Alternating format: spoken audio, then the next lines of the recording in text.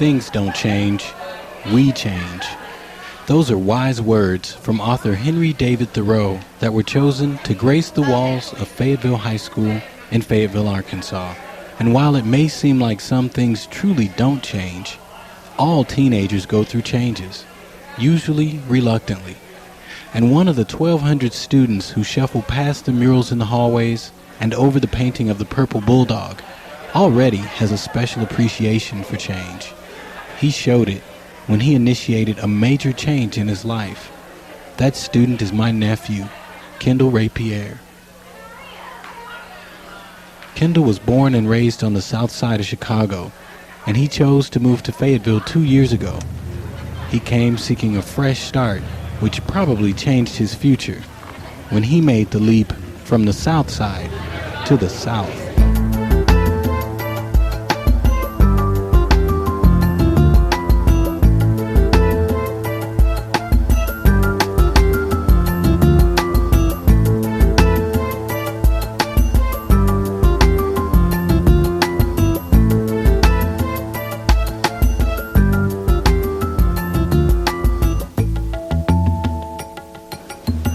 Grandma, do you still need to go to Target? Yeah, and the library. Do you want to go now? He is a really honest kid. You know, he's not the type of kid that would screw over anybody or try to cheat anybody. And, you know, he's really honest. He's honest with his feelings. He's honest with the way he treats people, and he's just a decent kid. He's very, very smart, and he's gifted.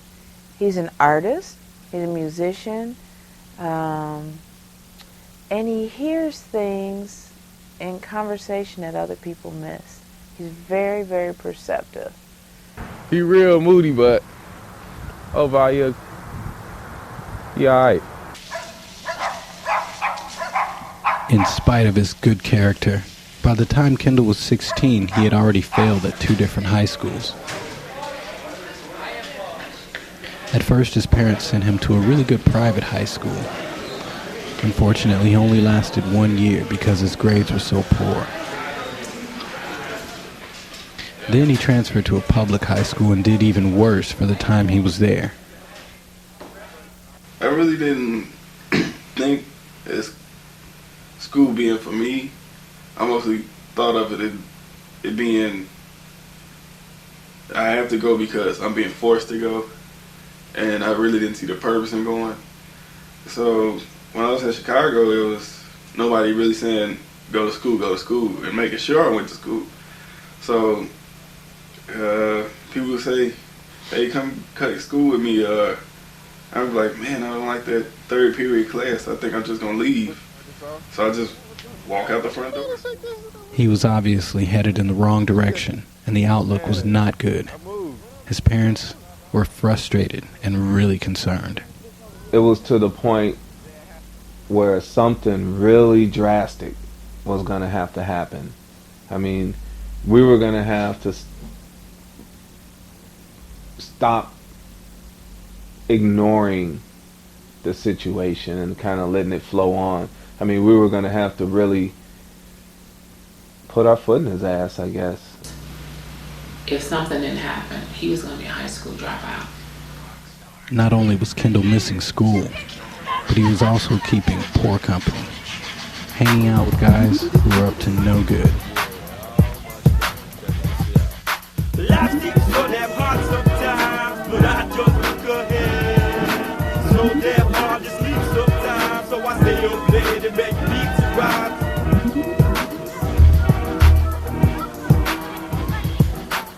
Aerodynamic, dialogue. So even if he wanted to achieve or get good grades, it wasn't something that was being accepted by the people that he was hanging around with. Okay, and these were the kids that, you know, they want to hang out, cut class, this, that, and the other. So in order to belong and be part of the group, and being part of the group, it means that you protected from the gangbangers, then that's how he kind of fell into that.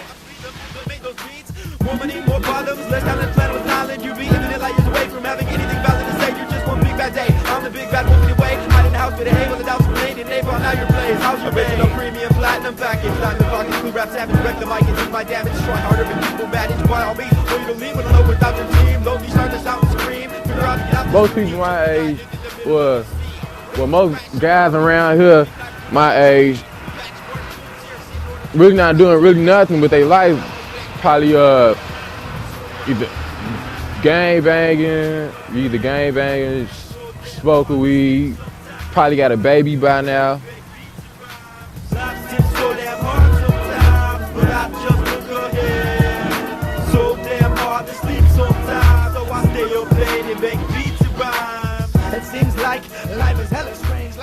And I would get suspended and like in school suspension and detentions, but I think the whole school year I may have served one of them. And by the time the end of the school year came and I went to summer school and I got kicked out of summer school for buying a fake ID from this Mexican guy. That's not what kicked me out though. They suspended me for 2 days and I had already missed 3 and the max you could miss was 3. So that kind of is what kicked me out. After getting kicked out of summer school, Kendall decided to get away from his troubling situation in Chicago by going for what was supposed to have been a week-long visit to see his dad's sister, Cynthia, who lives in Fayetteville and is a law professor at the University of Arkansas. He called 2002 in the summer and said, I got kicked out of high school. And I said, well, okay, why'd you get kicked out of high school? And he said, well, and he went to this long song dance about a bus pass and it was stolen and all this stuff. Anyways, and I said, oh, okay. And he said, can I come down for the rest of the summer? I came to visit Cindy and I just decided to stay. And I was just driving in the car and all of a sudden he said, you know, I don't want to go back. And I thought, oh no, we're not going back for a little while. We still have some more stuff to see. And he was like, no, I want to go back to Chicago. And my first thought was, no, you're going back. You are taking your ass back to Chicago. So I said, well, okay, let's see. But you know you have to get your parents' permission. And I was thinking, now they'll never say yes. Cynthia was right. At first, Kendall's mom wasn't receptive to the idea. She didn't think a change of environment would improve Kendall's behavior. But her skepticism kind of inspired Cynthia to really take on the challenge. She talked to Cindy and she told Cindy that if I was down there, I still wouldn't do anything. And that kind of made Cindy mad. So then we called his father, and his father was very enthusiastic about the idea. Thought it was terrific. I guess my initial reaction was I was hoping that he actually knew what he was asking for and that he realized he couldn't run from himself. Basically, his father, over the course of that week and a half, persuaded his mom, and she faxed the paperwork.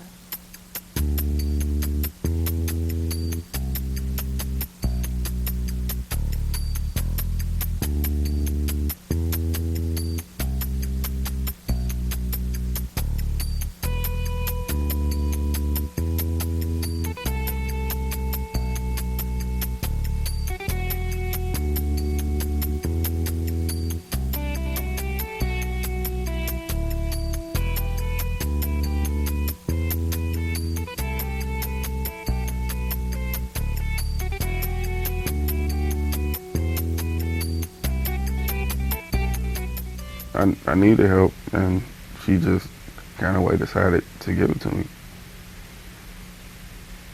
Because I wasn't in too good of a situation, and she made it so that I was. It seemed like the right thing to do at the time, you know? I mean, it's one thing to be an activist, and you're out there, oh, this big social cause and all that, but so how can you do that when somebody right up under you is begging for help? You know, it seemed kind of hypocritical to say, oh, you know, I'm so good, I'm saving the world, and rah-rah, and then, you know, you're watching somebody slip away and become lost. Well, I'm too busy saving the world, you know. And it just seemed like you have to adjust your priorities sometimes. So, I mean, he was clearly saying, I need to get out of there. I want to start over. And it just seemed like the right thing to at least let him try it, you know.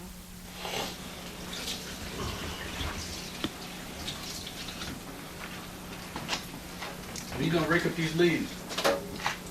We're gonna really break the back. How about the front? I don't know.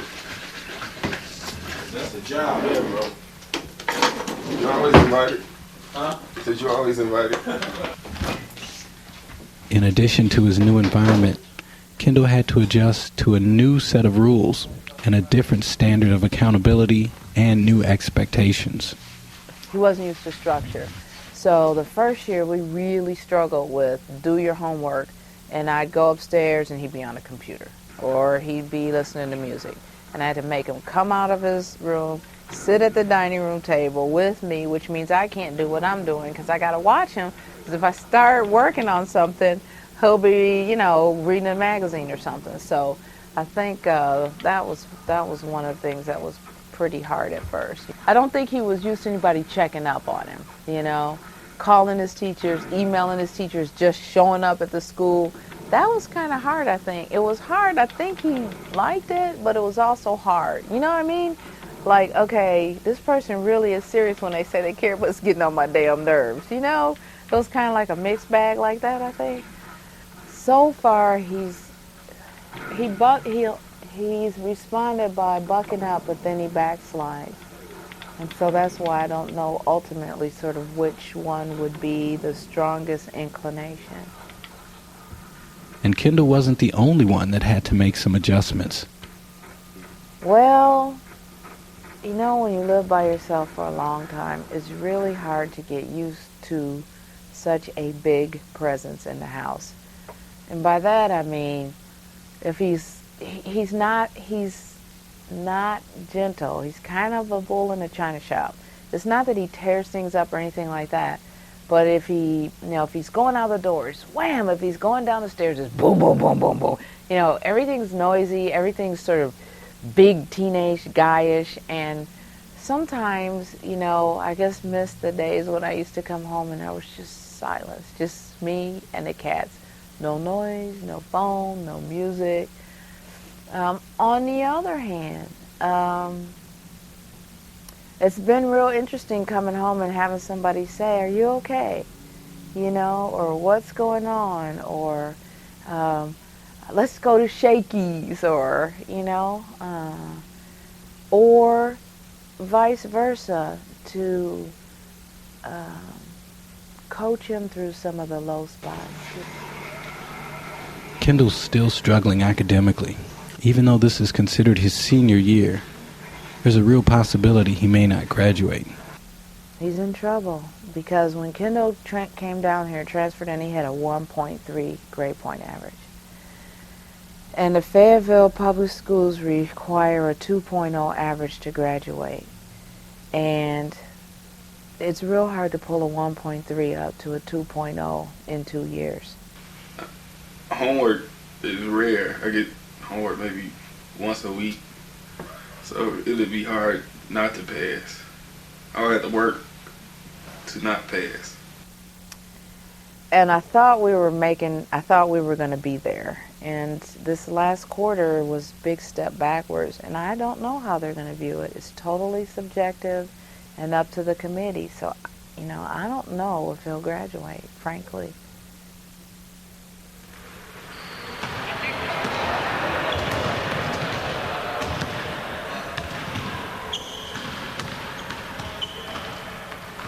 In spite of his uphill battle at school, everybody recognizes that Kendall's come a long way in the last 2 years.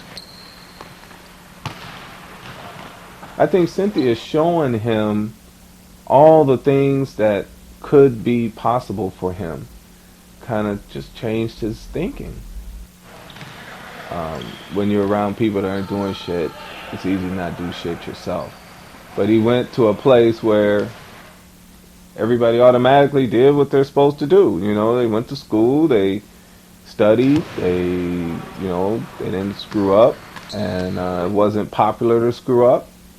So he just kind of blended in slowly but surely. I don't think he just kind of made that decision overnight. I think being in an environment where everybody was just a little bit more on the ball kind of made him step up his game a little bit. Last year, I missed one day of school, and that was because I went to visit a college. So it's not really a missed day. And this year, I think I missed 2, and that's because I was sick. So there's no way you could even pay somebody for the changes that have been, implemented in him. I mean, how do you put a price on it to turn a kid around in 2 years like that? It's just amazing.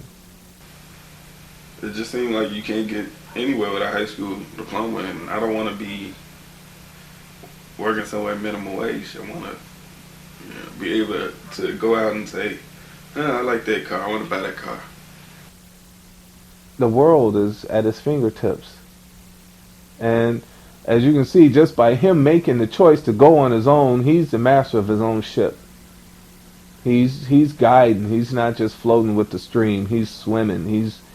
He's taking charge of his own life. And I believe that when a person does that, their potential is unlimited. Every person. A week or two before the end of the school year, we all find out that Kendall's confidence was not unfounded. He had not only passed all his classes, but had made up credits he was lacking from the classes he had missed in Chicago. Kendall was going to graduate.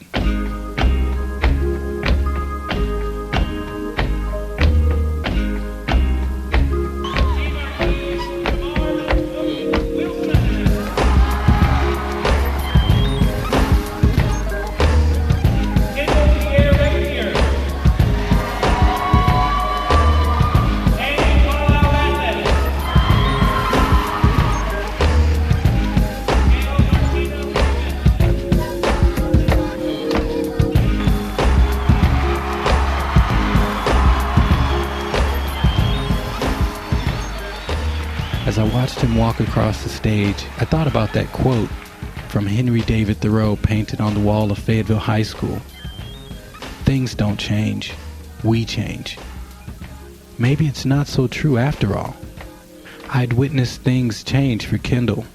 He had seized control of his future, changing not only himself, but the circumstances around him, opening a whole world of brighter possibilities. It was his idea. It was his plan. He put it in the works. So when a kid at 16 is thinking like that, you don't have a damn thing to be worried about. He wants more, and he'll get it. He'll get it. He'll be all right. I want a tattoo of it. I know that I kind of lucky to get a second chance at life, and that's kind of what it symbolizes, extra life.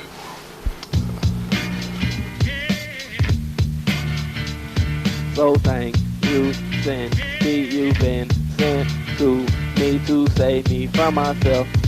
And if I didn't have you, I'd be all by myself. As Ken, I know I gotta be tough. I didn't survive all the scars and cuts. I've even been stumped like a cigarette, but I'm still here. Yeah, cheese to felt tears. I done cried once or twice. Got tired of my life, even thought suicide. But I didn't make it by. Got tired of the lies. Now I'm in Fayetteville when I stopped getting high. That's the old me. I got a second chance, and I'm trying to advance and prove to my family to keep talking, cause I'ma make you shut your mouth and show you that I wasn't meant to be a dropout. And when I prove it to you fools, don't act like we cool, saying that you always knew I could do better in school. Cause the only one that believed in me was a woman named Cindy, and she didn't say I had to settle for a job at Wendy's. She said if I applied myself and did this and that, I had to school thing down in no time flat. She was right.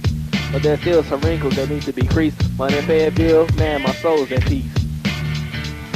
So thank you, send me, you've been sent to me to save me from myself.